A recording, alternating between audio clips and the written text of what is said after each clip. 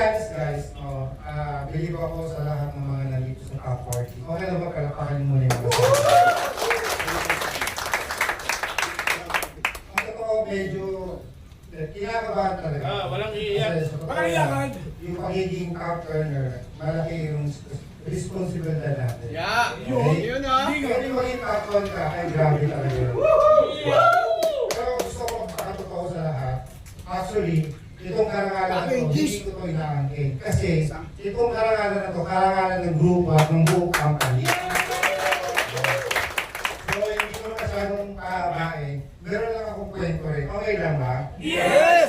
Okay lang. Kwento naman yun. Merong magtatay. Ha? Ano meron? Tatay. Sino yung tatay na rito? Wala na.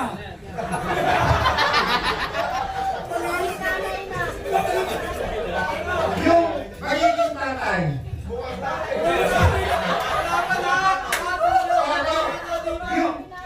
Yung gagawa ng tatay. Kaya nga sa akin, ito guys.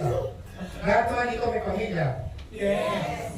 Meron ba ditong lumitaw lang ng bigla? Putok sa buhok! Putok sa buhok! Wala naman, di ba? Okay guys.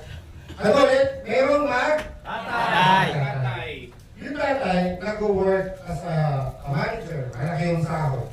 Meron siyang anak. Kaya nga magtatay eh. Tama ba? Opo. Okay. Kaya Opo, yung tay. tatay, nakita yung anak niya, mga 6-7 years old, naglalaro. Kaya sabi ng bata, Dad, anong oras ang pasok mo? 12 to 12. 12 hours. Kasi 12 to 12 eh. Kung 1 to 1, 11 hours. Diba? So yun.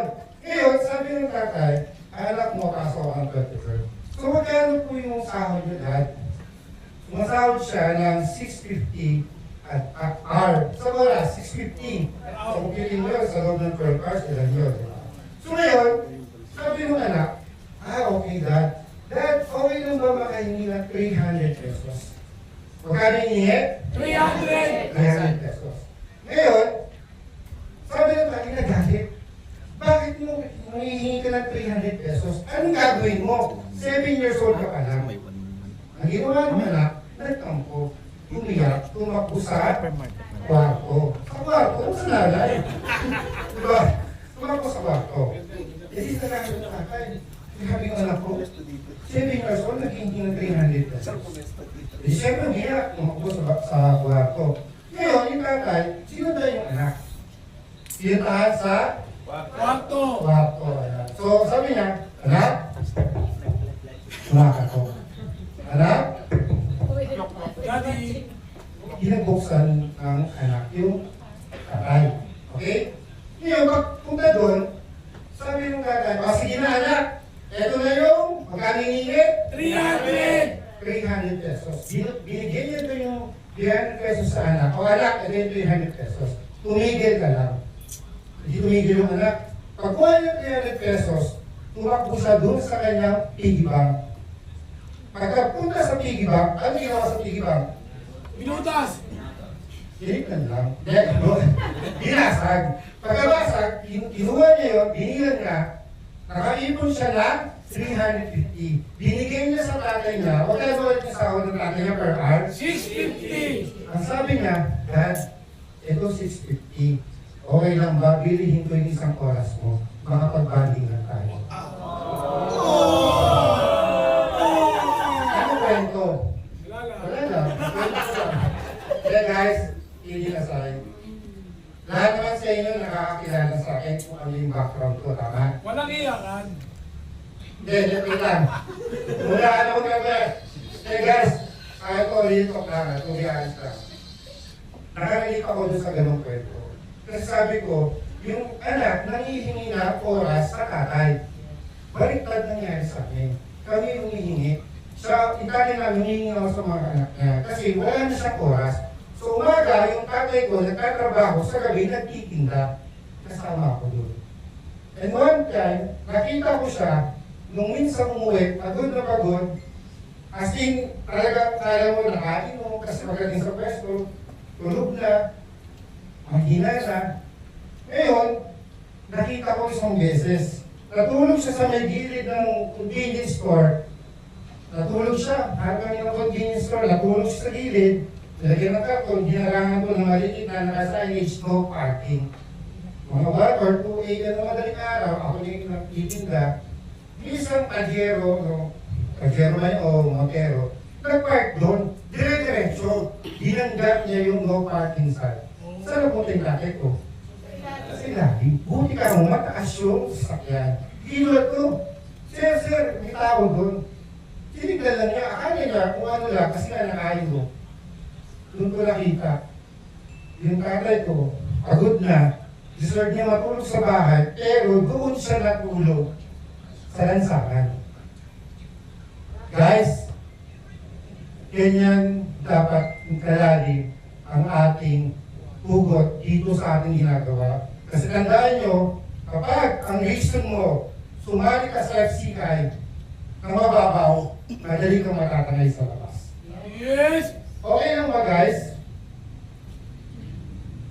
Mamaya pag uwi mo, sino yung mga anak na? Kami! Mga anak. Magkakaroon pala ng anak. Kami!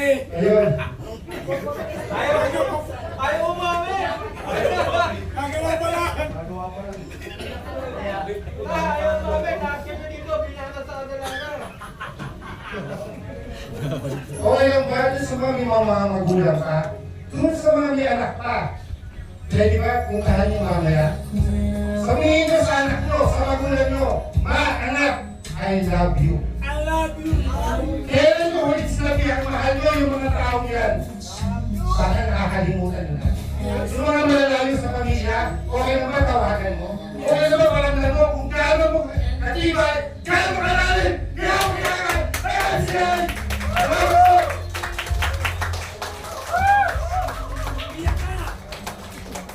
Grabe! May napaiyak sila pa yung Oh. I love you, David! Oh! Pero totoo yun guys, ha? Sino din yung buhay pa yung parents? Buhay pa? Kasakamay? Ayaw ko umiyak kasi patay na parents ko. Pero guys, that's yan. Pinakita sa atin yung First Class International. At naniniwala ka na pwedeng yumaman talaga.